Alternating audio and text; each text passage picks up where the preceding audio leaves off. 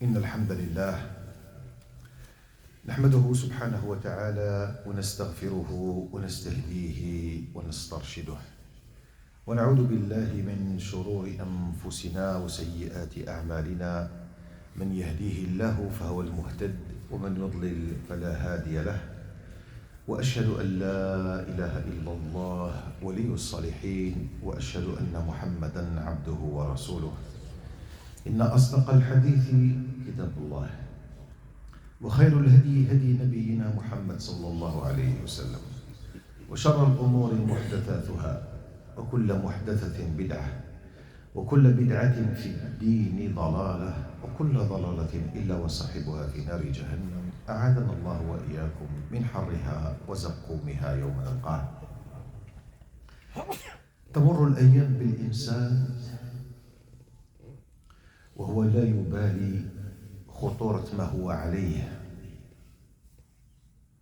وتشتد عليه الأزمات وتشتد عليه الأزمات الواحدة تلو الأخرى وهو لا يبالي. Donc les jours passent, repassent et se succèdent et les pannes, les pénuries, les crises viennent nous hanter et parfois on ne prend pas conscience de cela. Et c'est un travail de mémoire que je vais devoir faire aujourd'hui.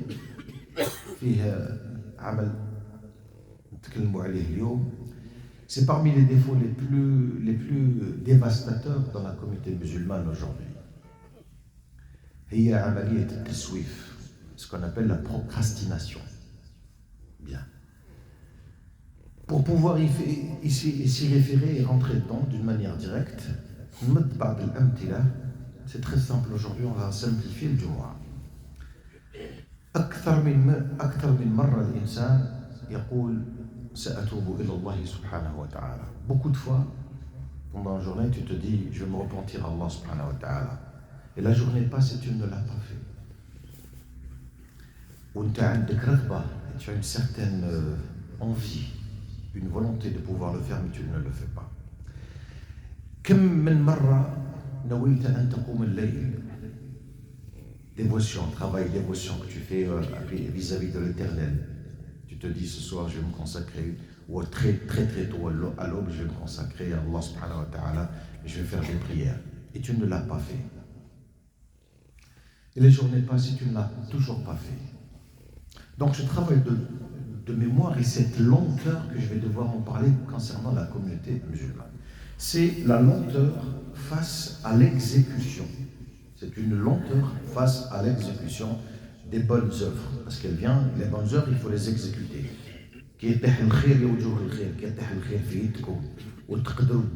Faites-le tout de suite. Parce que juste après, tu pourrais ne pas le faire.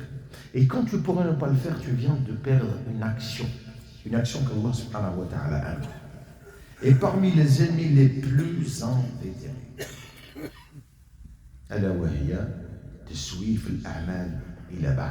c'est-à-dire la procrastination.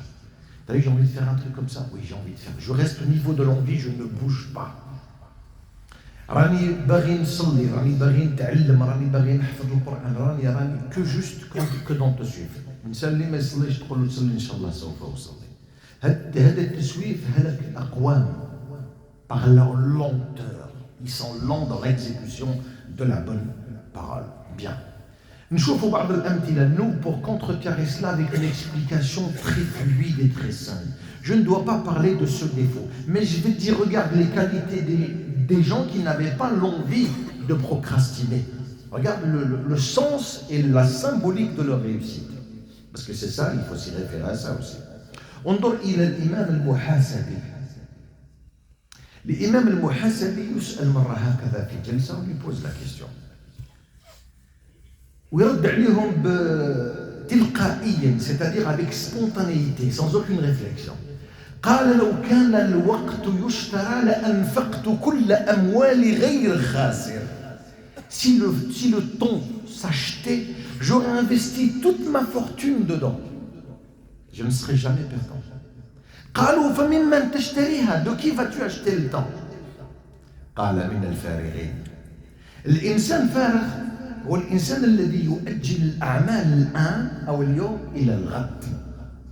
خلي غدا ان شاء الله نشوفوا واش نعملوا لها. درك يا اخي tu peux, surtout quand ça concerne le bien. Quand tu as une personne qui est en détresse et tu peux tout de suite résoudre le problème, les gens qui travaillent dans l'administration peuvent savoir ça. Ashab arbab al-a'mal, les gens qui détiennent un certain confort au niveau, une certaine élite, c'est eux qui signent les chèques par exemple. Vous temporisez beaucoup, parce que j'ai des retours aussi des gens, comme tout le monde a des retours. Ils mettent du temps pour donner le chèque que tu dois donner, c'est un droit. D'accord? Des fois, je ne suis pas d'accord avec les salariés quand ils mettent 45 minutes de retard et qu'ils ne l'affichent pas. On va en parler après. Je parle aujourd'hui des boss qui, eux, signent les chèques, qui font et qui exécutent les virements. Et qui temporisent et qui prennent tout le temps de pouvoir donner leur paye. Pourquoi? Parce que tu es employeur, tu peux te permettre. D'accord? Quand tu n'as pas de référence éthique, morale et religieuse, je peux peut-être comprendre. Mais quand tu les as, en aucun cas tu dois faire ce que tu viens de faire. Parce que le prophète béni de l'islam, sallallahu alayhi wa sallam, il dit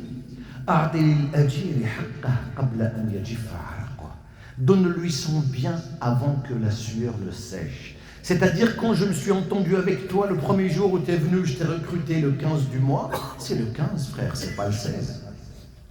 Ce ne sera certainement pas le 19 ou le 20 ou le 21. Ah oui. Ça aussi, il faut quand même s'y référer à ces points-là. C'est des détails, pour certains. Dans l'islam, c'est pas un détail. C'est quelque chose qu'on doit prendre en considération. On s'est entendu tel jour, telle date, le film est terminé, c'est fini. Je ne reviens plus là-dessus. Comment le 16, le 17, le 19, il n'a pas été payé? Et tu viens, tu soleil, frère. Et possiblement que tu m'écoutes. C'est mon but aujourd'hui de te transmettre le message. Dinu nasiha. La religion, c'est ce conseil. Bien. Je fais le muhasabi, cet esprit d'ouverture qu'il avait. Abu al-Wafa ibn Aqil. Une pointure dans la plume. D'accord? Il a écrit un seul livre qui s'appelle Kitab al-Funun, le livre des arts. Dans ce même kitab, il y a 800 mujallad, il y a 800 tomes. Ça vous donne une référence ou pas? 800 tomes dans un seul livre. يقول وأنا ابن 80 سنة, j'ai 80 ans. وأجد همة, j'ai une volonté, une assiduité d'écrire comme si j'avais 20 ans. Les gens qui ne perdent pas le temps ici, c'est qu'ils ont compris ce que c'est la procrastination. Et c'est comme défaut et la lourdeur et la lenteur de ce défaut-là. Parce qu'ils l'ont compris. Et quand ils l'ont compris, ils vont justement interférer. Ils vont tout de suite mettre ça de côté et rester dans l'obéissance d'Allah subhanahu wa ta'ala. Oussama ibn Zayd, Yaqoud Jaysh, c'est lui qui était devant. Il y avait toute une armée derrière, constituée de Omar ibn al-Khattab, Ali ibn Abi Talib, Uthman ibn Affan. Il n'y avait que l'élite, les pointures, les plus proches du prophète. 16 ans, النبي صلى الله عليه وسلم يعطيه الإمارة ويقول, il lui donne, c'est lui la gouvernance et il dit, c'est le prophète صلى الله عليه وسلم, il dit والله لإنك خليق للإمارة. Allah il t'a mis pour gouverner. Regardez l'instinct que le prophète صلى الله عليه وسلم a eu par rapport à Oussama ibn Zayd. Il y a des gens qui doivent être gouvernés. D'accord? Par d'autres gens. Il y a des gens qui sont là au niveau de la réflexion. Il avait une vision que les pointures, l'élite qui entouraient le prophète ne l'avaient pas. Et il avait 16 ans. Donc ce n'est pas une question d'âge de dire ouais, mais t'as vu, il est jeune, il ne peut pas faire ça. Qui a dit que le jeune ne pouvait pas faire ça? Parce que nous, dans la religion, on minimise, nous, chez nous, les musulmans, on minimise. Quand tu dis à quelqu'un qui a 15, 16, 17, 18, vas-y, passe, fais salat. Mais qu'est-ce qu'il connaît, frère? Et on casse et on brise tout un espoir et une lueur d'espoir. De qui tu peux te permettre? Parce qu'aujourd'hui, nous, dans la position où on est, on juge. Et quelqu'un qui vient vous parler, orateur, comme je le fais, comme je viens prêcher aujourd'hui, des gens qui sont en face de toi. Des gens qui sont en face de toi qui permettent de te juger.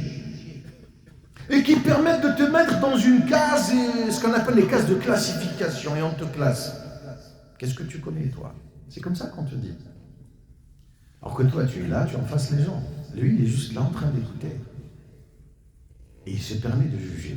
L'islam nous entend. S'il était occupé à faire des choses bonnes, mettez-vous ça en tête, on ne critique que les meilleurs. Même avec leurs défauts. On les critique parce qu'ils sont meilleurs. On ne critique jamais Insan Fachel, qui est en plein échec. Qu'est-ce qu'on va critiquer de lui? Il est déjà dans une impasse.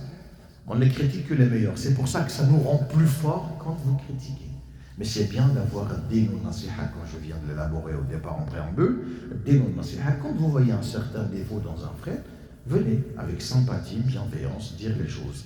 C'est comme ça que l'islam nous a donné la permission de pouvoir reclasser et remettre les choses dans leur contexte initial. Bien, on prend l'exemple, l'avant-dernier exemple, Mohamed El-Fatih. D'accord? Mohamed El-Fatih, 23 ans, 23 سنة باش يعلم الإنسان. محمد الفاتح 23 سنة يفتح القسطنطينية Constantinople en 1453. عصر أمرها على المسلمين. C'était très difficile pour les musulmans de l'ouvrir. Il avait 23 ans. C'est lui qui prenait la décision. صانع القرار. Et c'est lui qui décidait. Humblement, modestement, Allah il a mis l'élite. Allez, c'est toi.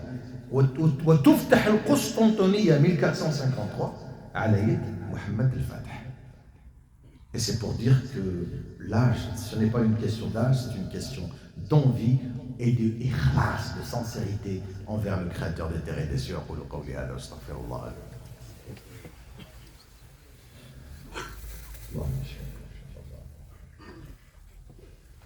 Alhamdulillah, wassalatu wassalam ala rasulillah. Allahumma salli wa sallim wa barik ala Muhammad wa ala ali Muhammad. Kitab Riyad al-Salihin, qui de nous ne l'a jamais touché, ne l'a jamais ouvert? Les jardins des vertueux, Riyad al-Salihin. كتبوا الإمام النووي. Il a écrit l'imam al-Nawawi. كتبوا الإمام النووي, on connaît un livre au Kitab al-Adkar, 2 ou 3, pas plus. C'est 500 ouvrages qu'il a mis en œuvre, l'imam al-Nawawi. 500 كتاب. نعرف رياض الصالحين والأذكار. ومات وهو ابن 40 عام. Il est mort à 40 ans et il ne s'est jamais marié parce qu'il n'avait pas le temps de se marier. C'est pas qu'il ne voulait pas, il n'avait pas le temps. Il était omnubilé par l'ilm et la science. Allah, il lui a ouvert le cœur. Quand sa mère lui donnait à manger, c'est pour ça qu'il faut se référer à ces gens-là qui te boostaient. Juste t'écoutes ça, tu te boostes, t'as envie d'être motivé. C'est un levier motivationnel quand t'écoutes ça. لا نسمع القصص من أجل التبرك البركة. Non, نسمع القصص من إنسان يكون متعجب بهذا المخلوق الله qui s'appelle l'imam al-Nawawi. Sa mère lui donnait à manger le soir. Et quand il se réveille le matin, Ya Ummah, pourquoi ne m'as-tu pas donné à manger? Je m'excuse, je n'ai même pas ressenti que j'ai mangé. Tu vois, quand l'esprit est occupé avec quelque chose dont l'objectif est ciblé. Quand tu as un objectif qui est ciblé, extrême. Toutes les fitaines que vous voyez aujourd'hui sur terre, la majorité de ces fitaines viennent d'une mosquée, viennent de la mosquée. Les plus grandes disputes viennent des mosquées. Pourquoi?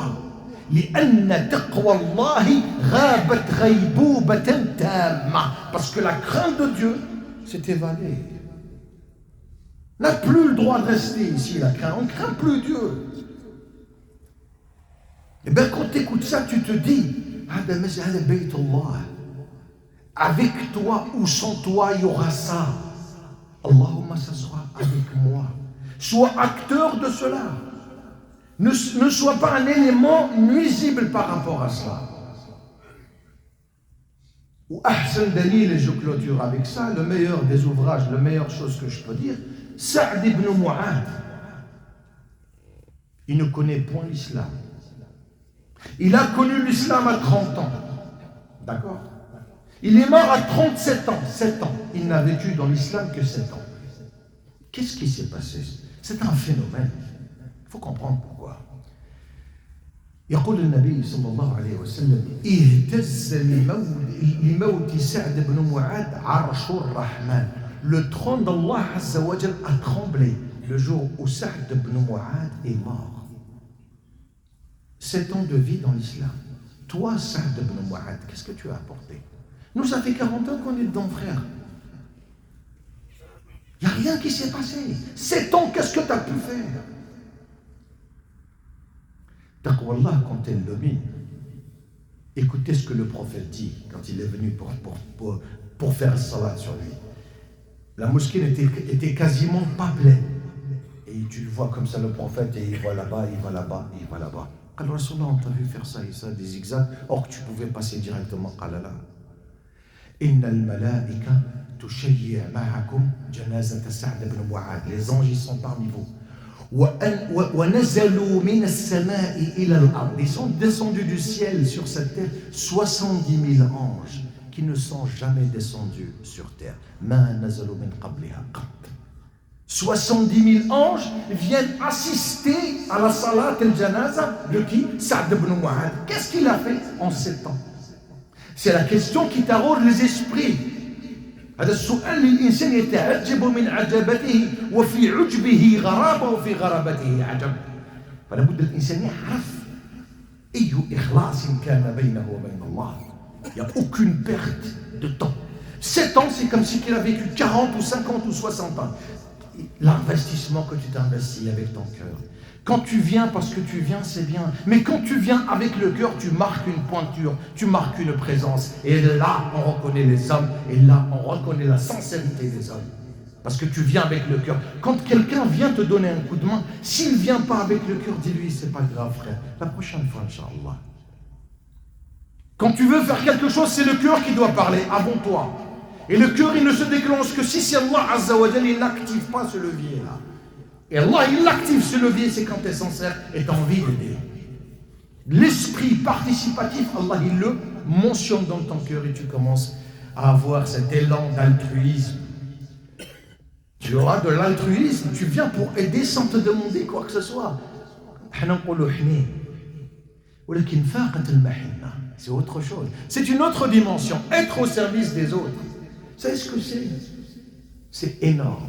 Être au service des autres. سخرني ربي من 7 سماوات أن أكون في خدمة فلان. Je vais lui rendre service parce que Allah, il a décidé que ce soit moi et pas lui. Allah, il peut choisir qui il veut. Il t'a choisi toi. Et tu le refuses. Donc tu refuses à Dieu le rêve quand il t'envoie le rêve. Donc quand quelqu'un vient en aide, c'est bien. Mais quand quelqu'un ne vient pas en aide et tu sens qu'il est en détresse, ne le laisse pas venir te dire s'il te plaît, j'ai besoin de toi. Comprends sa détresse à travers ses paroles et sois juste un élément d'écoute afin que tu puisses apaiser ses souffrances. On a besoin de cela. On a besoin de ça. Un sourire de ta mère ou de ton père. La vie. C'est ça la vie. L'essence même d'une vie, c'est ça. C'est pas autre chose. Autre chose, c'est l'embellissement.